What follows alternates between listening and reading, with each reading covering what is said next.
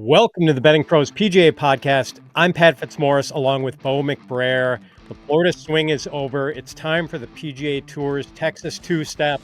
After quickly recapping the Valspar Championship, Bo and I are going to give you a full betting preview of the Texas Children's Houston Open. We'll tell you who's on our early betting cards, and we will make a couple of one-and-done picks at the end of the show. Victor Hovland wins the Valspar Championship, defeating Justin Thomas by one shot.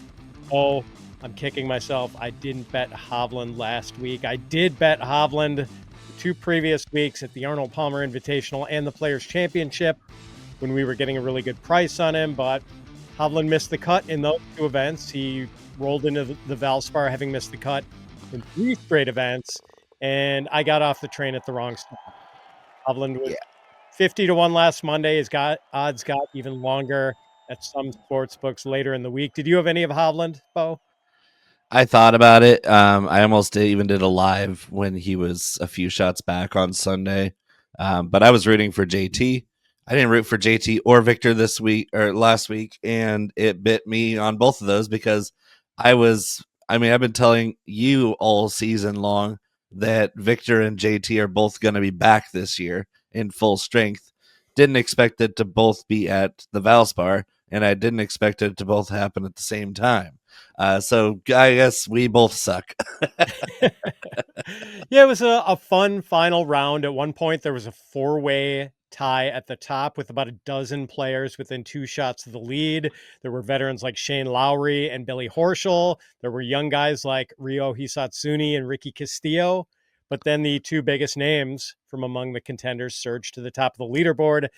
Justin Thomas had made the cut on the number, but then he shot a torrid 65 on Saturday, low round of the tournament, and he was 7 under par through 15 holes on Sunday, just red hot.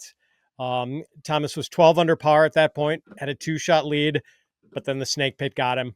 The 3-hole finishing stretch at the Copperhead course is murderous. You talked about it last week, Bo. Thomas missed the fairway with his drives on 16 and 18, wound up with bogeys on both holes. Hovland, on the other hand, was a snake charmer.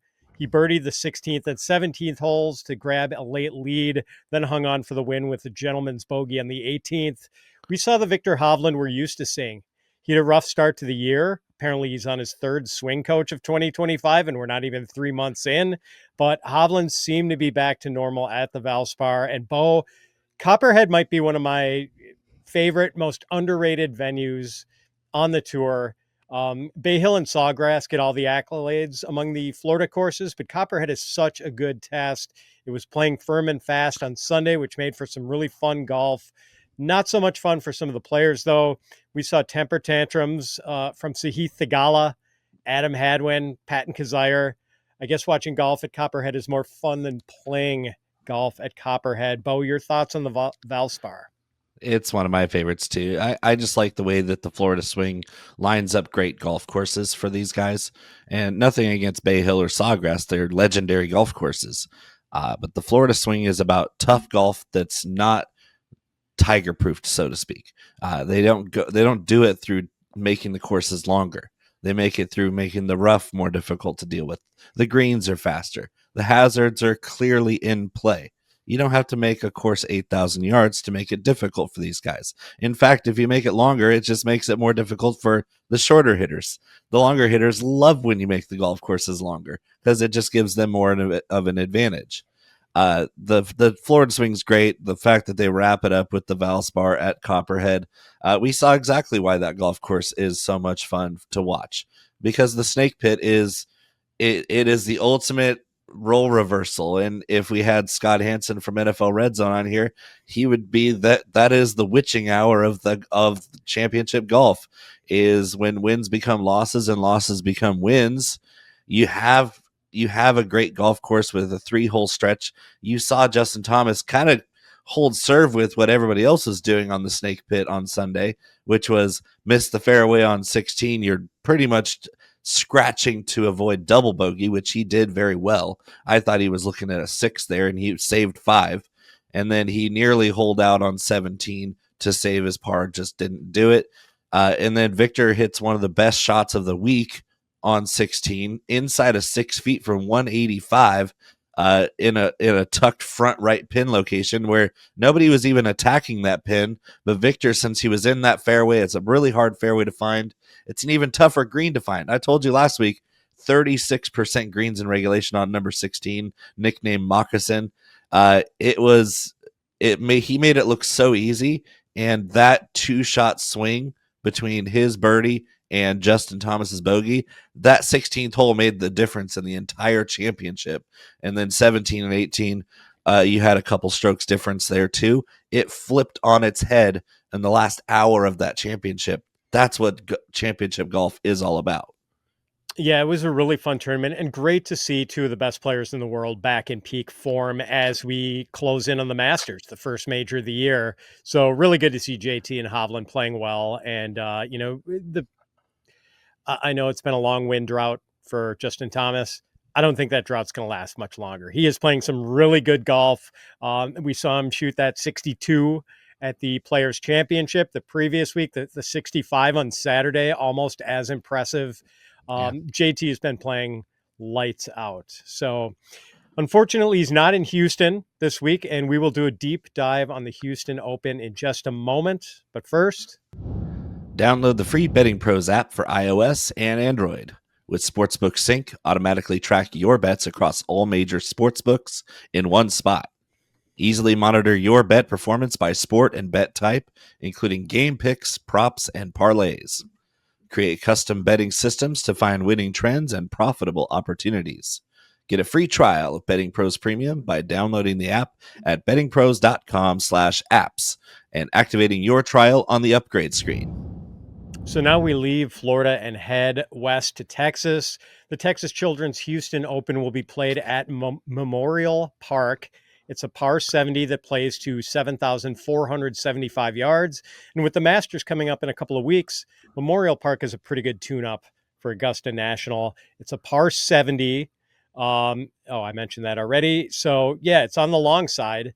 And as is the case with Augusta, Memorial Park has generous fairways and manageable rough, unlike the Florida courses. It also has big, fast Bermuda green complexes. You'll also see a lot of runoff areas around the greens at Memorial Park, so the players are going to have to do some chipping off tight lies just as they will at Augusta.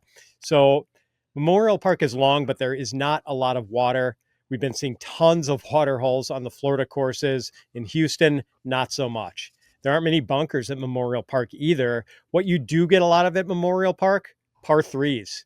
There are 5 of them and only 3 par 5s. So par 3 scoring is pretty important, and it's a good mix of distances on the par 3s. There are a couple of real shorties. There's number 2, which is 167 yards. Number 15 is just 155. And there are also a couple of long ones, 216 yards and 237 yards. Really nice mixture of par 3s. 2 of the 3 par 5s are longer than 600 yards, so they may not be gettable in 2 unless the wind is favorable. We also get a really long opening hole at Memorial Park. Number 1 plays to 522 yards, so players will immediately be tested with the driver. And that's another feature of Memorial Park Bowl, long par 4s. 5 of them are 490 yards or longer. The big hitters definitely have an advantage here. The defending Houston Open champion, Stephen Jaeger. He finished minus 12 last year, 1 shot better than Scottie Scheffler, Tony Finau, Thomas Detry, Taylor Moore, and Bo McBrayer favorite Alejandro Tosti. Tony Finau won here in a cakewalk in 2023, finished 16 under par, 4 shots clear of the field. Jason Kokrak finished 10 under par to win the 2022 Houston Open. Carlos Ortiz was minus 13 when he won here in 2021, and Lanto Griffin won the 2020 Houston Open by going 14 under par. Jaeger, Kokrak, Ortiz, Lanto Griffin. We've had some surprise winners here lately. Now, get ready for windy conditions in Houston this week. They are expecting winds of 15 to 25 miles per hour on Thursday, along with the chance of showers. Friday's forecast is looking pretty dicey with a chance of thunderstorms and heavy rain. Winds are expected to be 10 to 20 miles per hour. The thunderstorms move out Saturday morning. The temperatures climb into the low 80s, and the winds will blow at 10 to 20. And on Sunday, no rain chance, but winds are again expected to be in the 10 to 20 mile an hour range. Bo, what do you make of Memorial Park? Well, it's a new slot on the schedule. This is normally where we'd have the Accenture Match Play event in Texas. They decided to flip the schedule a bit and throw the Texas Children's Houston Open in the slot. It's turned into a really nice Masters tune-up a couple weeks before the big event. That's what I get out of this is that you didn't have something like that beforehand before they moved this event, and that's why we see Rory and Scottie here because they're not going to be playing next week at the Valero Texas Open. That's more of your like, okay, prior winners or top golfers, they're already at Augusta when most of the other guys are trying to get points at the Valero. This is your Masters tune-up for the champs and another opportunity for some of these younger guys or guys that need status to make the Masters, like we saw with Steven Yeager last year, qualified for the Masters with the big win. That's why you get a lot of surprises here because you get a couple stragglers that come in here wanting to get ready for Augusta that are already here, but this event is all about the difficulty and how well can somebody try to get into the Masters. Only a couple weeks left. I'm excited because this golf course is hard enough to challenge the good players that are here that are already at Augusta, but it's also accessible enough lengthwise, skill position wise, where we need for somebody to maybe make a surprise in Augusta in a couple weeks, based off their win here. This is a springboard type tournament. Yeah, is there one particular stat you pay close attention to, Bo? Like with your model, is there one category where you really turn up the dials? Yeah, the one I really focused on was ball striking. It's an all encompassing stat that encompasses off the tee work, approach work, and around the green. It's pretty much everything but putting and chipping. So it's something where you compile all the ball striking stats, but then you also have to kind of correlate it with putting because I think putting is more of a streaky stat where I'll look more of a slow, like a short term time frame, and then ball striking I'll expand out, say who's hitting the ball well and who's also converting their chances lately. And then driving distance here does make a difference. All of those guys you mentioned that were quote unquote surprise winners are on the longer side of how far they can hit the ball, especially Ortiz and Kokrak. Those guys are both bombers.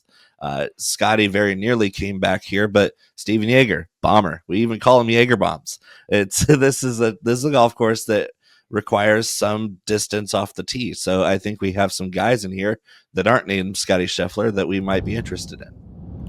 Yeah, so let's get to the odds. All odds are courtesy of DraftKings as of Monday morning. Please note that some of these odds may have changed by the time you consume this show. Scottie Scheffler returns to action, as you mentioned, Bo. He's the favorite at plus 330, followed by Rory McIlroy at plus 700. Then there's a big drop off. Aaron Rai, Michael Kim, JJ Spaun, and Davis Thompson are 30 to 1. Jason Day, Wyndham Clark, Tony Finau, and Sung Jae Im are all 35 to 1. Minwoo Lee and Siwoo Kim are 40 to 1. Jacob Bridgman, Taylor Pendrith, and defending champ Steven Yeager are 45 to 1. And Maverick McNealy and Keith Mitchell are 50 to 1. Who do you like from among the headliners, Bo? It's going to blow your mind that I'm going to pick this guy, but nobody's playing better golf right now, and nobody needs this tournament to look good more than Rory McIlroy. Believe it or not, even though he's won 2 of his last 4 starts, he has never won the Masters. And honestly, that's a pretty close comp course for Augusta National. It's not exact. It's not really even close to exact, but it is as close as it gets for what we see on the regular PGA Tour Rota. Augusta National is a crown jewel. Rory McIlroy's never won there. He's won everything else. He's won literally everything there is to win in the world of golf, except for the Masters. And he hasn't showed up at this golf course before. He's never played here. He's played the Houston Open, but it was long before they had gone to Memorial Park. So I think Rory McIlroy has a lot to prove, and it just kind of falls in line with how well this course fits his game. Obviously, it puts an accent mark on his distance advantage, his advantage off the tee, and his newfound love of hitting good approach shots. This is a guy who has all the firepower in the world. He's playing extremely good golf, and he needs to win this tournament. So at plus 700, Rory McIlroy is my pick, and he's the only favorite that I'm even going to entertain. Yeah, it seems like so long ago now, Bo, that Rory came to the back nine at Augusta National with the lead and promptly snap hooked his drive on the 10th tee up against the Butler Cabins. Um, it is time for him to make another run. It feels like we figured he'd be in the hunt every year or Yeah. most years, and like he has had trouble crawling back into it. Now he has never played a Houston Open at Memorial Park, but Rory's coming in hot. He's won twice in his last four PGA Tour starts, first at Pebble Beach, then at the Players Championship 2 weeks ago. He was off last week, so he comes into Houston confident and well rested. And we know his power off the tee is going to play at Memorial Park. So, what about Scottie, Bo, plus 330? He's played the Houston Open in 4 of the 5 years since the tournament moved back to Memorial Park in 2020. In his last three trips here, second, ninth, and second. Oh yeah, there's no bang for the buck here. That's the reason why I'm going to hold out hope, not optimistically that he'll slip to double digit odds somewhere along the way. I don't expect that to happen. He's as good as it gets. He owns this place. He hasn't won here, but he's been damn close every time. Uh, I think he very well could win this tournament. He's Scottie Scheffler, but there's no juice to squeeze out of that lemon. So I'm not going to do it unless it's going to actually pay me to do it. So this is not a tournament where I'm over invested. I'm going to keep it pretty conservative with how much I bet because I do have some nice majors and signature events coming up that I really want to attack. This is not a green light tournament for betting. This is a yellow light, and you just got to be careful. So for me, I'm going to hold out hope that Scotty starts off a little slow. We get some double digit odds on him, and then of course I'll throw in a couple bucks just to feel good when Scotty wins, because it doesn't happen very often where we feel great about Scottie Scheffler winning as a bettor. But Rory is the crown jewel here. He's the one I want to see win this tournament. He's the one I am interested to see how he plays here. And I want to see him get tuned up for Augusta so we have something to talk about in a couple weeks. I'm with you, and I think 7-1 is a pretty decent price on him, actually. I'll mention a few of these other guys after we get past that drop off point where it plummets from 7-1 to 30-1. Precipitous. It is precipitous indeed, Bo. Aaron Rai offers kind of a nice combination of form and course fit. He's finished seventh in each of his last two trips to Houston, also finished 19th here in 2021. Rai has finished top 15 in three straight events, and windy conditions probably won't bother an Englishman. Rai isn't really a big hitter, but the lack of distance has not been an issue for him so far on this course. Michael Kim had strung together 5 straight top 15s before missing the cut at the Players Championship, and then just kind of a so-so finish at Valspar. His track record isn't great at Memorial Park, though. His best finish in 3 starts here, a 47th. JJ Spaun has finished second in 2 of his last 3 events. He ranks second on tour in strokes gained and approach shots. Also a fairly big hitter, so he might be a pretty good fit for this course. Tony Finau, Bo, likes Memorial Park, and he's coming in at 35-1. Finau won the Houston Open in 2022, didn't play it last year, in 2023, but then finished in that multi-way tie for second last year. We've got Jason Day playing well lately. He was 7th here in 2020, 16th in 2022. Minwoo Lee hasn't really seriously contended in any event this year, but he's been steady with 5 top 20s and 7 starts. And one more name, Maverick McNealy. He's missed the cut in his last 2 events, but before that, he was 9th at the Phoenix Open and 2nd at the Genesis. Mav has also finished no worse than 27th in 3 previous trips to Memorial Park. He can hit it a long way. And McNealy also ranks 9th on tour in birdie percentage on par 3s. Yeah, he's an outstanding putter, one of the best on tour as well, and he's been playing great golf. A couple of guys in this range that I hope kind of slip out of that 50-1 or shorter so that I can bet on them are Minwoo Lee, who at 40-1 is just too short.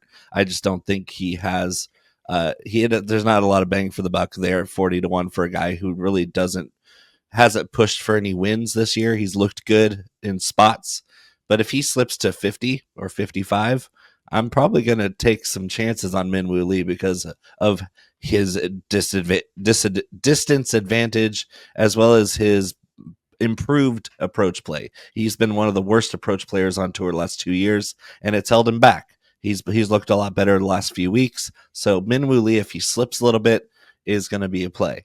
Another guy that looked good last week for a while, Keith Mitchell. Cashmere Keith, 50-1 right now. I'm hoping he slips to 60, 65 so I can get some action on Cashmere Keith because he fits well here. It's Bermuda. It requires good off the tee game. He's got that in spades.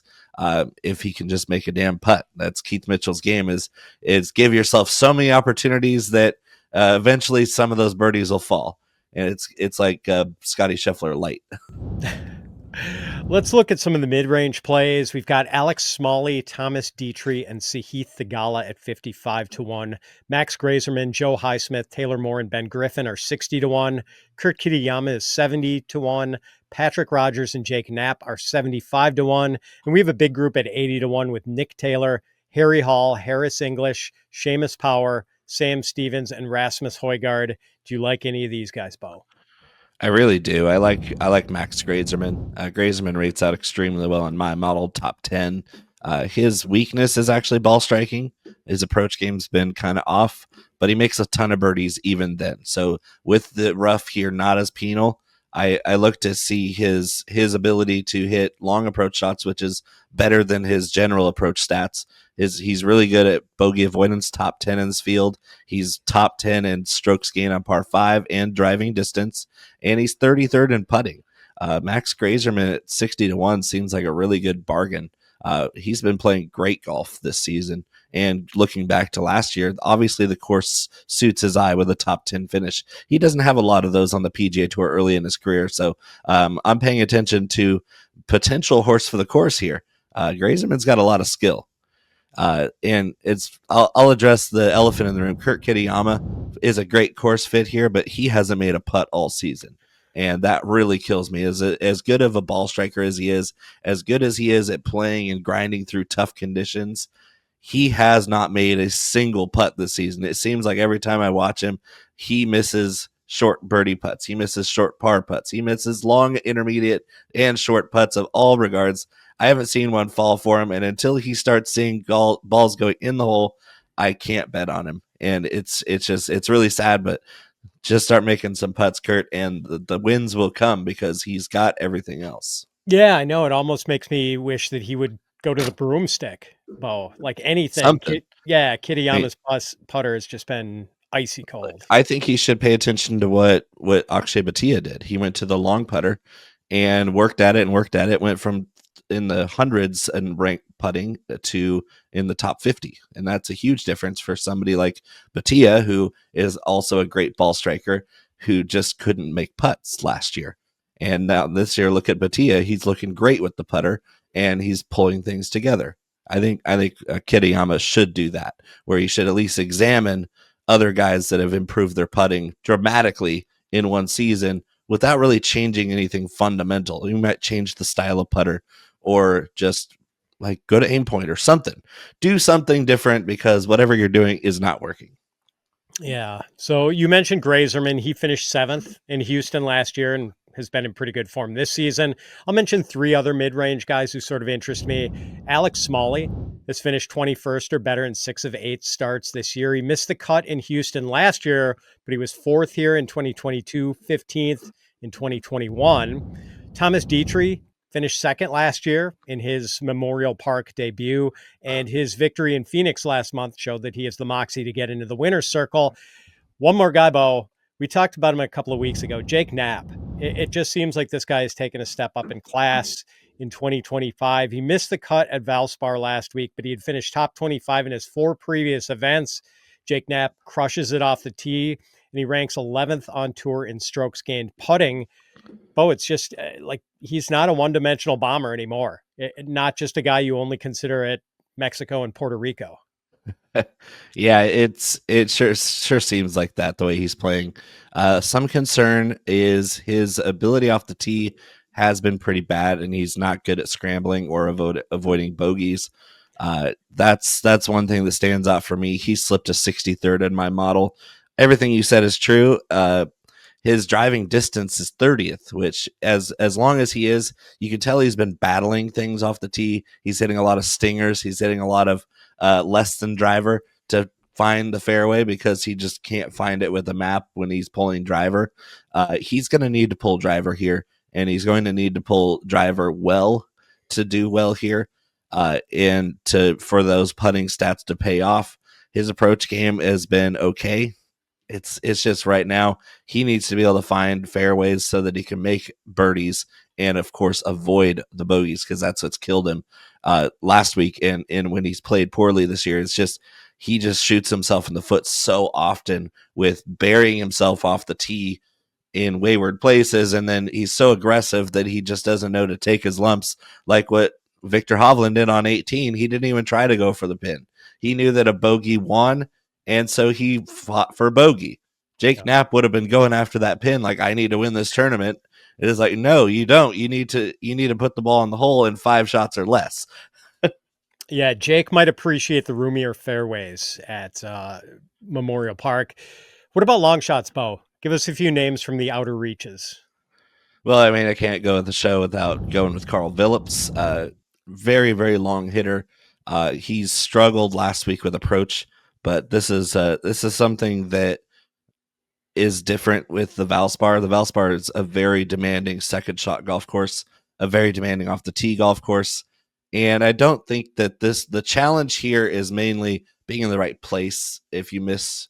And I think that the penalty for missing was so much more last week than it is going to be this week. I think this week the defense is mainly weather and the length of the golf course if it softens up.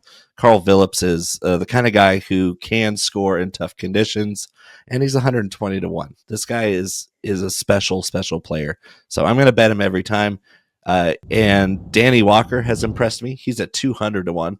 Danny Walker has been playing great golf since he snuck in with a late withdrawal on Thursday morning a couple weeks ago. And what does he do? He goes and almost wins the damn thing.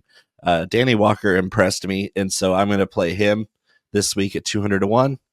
And let's go even let's throw in one more name. It's only 150 to 1, but Kevin Roy rates out really well for me. Another long hitter that has shown spots where he's good at grinding it out, but he's also really good at making birdies and bunches if he's in position. So all long shots: Vilips, Roy, and Walker. Those are the 3 guys that I have circled on my betting card so far. You mentioned show favorite Karl Vilips at 120 to 1, Bo. There were a couple other names at 120 to 1 who sort of interested me. Davis Riley, who was a train wreck early in the season, like withdrew from the Century in early January, then missed 4 straight cuts. But suddenly Riley is hot. He was in the hunt at Valspar over the weekend, finished 7th. He was 6th at the Puerto Rico Open a few weeks ago. Finished 17th in Houston last year, and he's been top 30 in each of his last 3 trips here. Ricky Castillo, you put me onto this guy, Bo. He was in the hunt at the Valspar on Sunday, eventually slid back into 12th, but this kid has some game. He does. One more guy at 120 to 1 who interests me, Joel Dahmen, just a horse for the course, 2 top 10s in Houston in the last 4 years and 2 top 10s on tour this year. Yeah, Riley's approach game has been the catalyst for his improvement. He found something in the offseason that took him from very bad approach game to middle of the pack, which for him is great because he's a pretty long hitter and an amazing putter. And then Castillo is the opposite, where he's a great approach player and a really good off the tee player, but he's dead last in this field in putting. So if we can get something out of Ricky Castillo on these big, fast greens that don't have a lot of nuance, we might have something there. Who's on your betting card as of now? I got Rory at plus 700. I got Casimir Keith Mitchell at 50 to 1. Max Greyserman at 60. And then I'm throwing a little bit each on Karl Vilips, Kevin Roy, and Danny Walker. Yeah, I've got Rory also at 7 to 1. I've got Aaron Rai at 30 to 1. Tony Finau at 35 to 1. Maverick McNealy at 50 to 1. Jake Knapp at 75 to 1. And then Joel Dahmen and Karl Vilips at 120 to 1. I'm over betting it a little, Bo. I think I won a little too much on March Madness bets this weekend. So with my thicker bankroll, I'm blowing it out this week. I can't believe I only missed 4 picks in the whole first round. And then in the second round, I lost 2 of my final 4 teams. Bloodbath. So That's what I get for not watching any hoops this year. Now for the one and done competition, Bo had Sepp Straka last week. He finished tied for 28th, good for $55,843. Mildly disappointing, but far less disappointing than my selection of two-time Valspar champion Sam Burns, who missed the cut. And somehow I am still holding on to a slim lead, despite the fact that I've managed to pick 5 cut missers this season, while Bo's guys have not missed a cut all year. Bo, you're batting leadoff this week. Who are you taking? So it's tricky because I want to go kind of conservative this week, but I also want to kind of catch up here because it's embarrassing that I'm not beating you soundly without missing a single cut this season. I'm going to meet you in the middle. I'm going to go with Max Greyserman. Max Greyserman it is. I am going to take Aaron Rai. After the miscut, I need a steady hand, and I think Aaron Rai is going to give me that. That's all for this week's Betting Pros PGA podcast. We'll be back next week to preview the final event before the Masters, the Valero Texas Open. Until then, so long, everyone.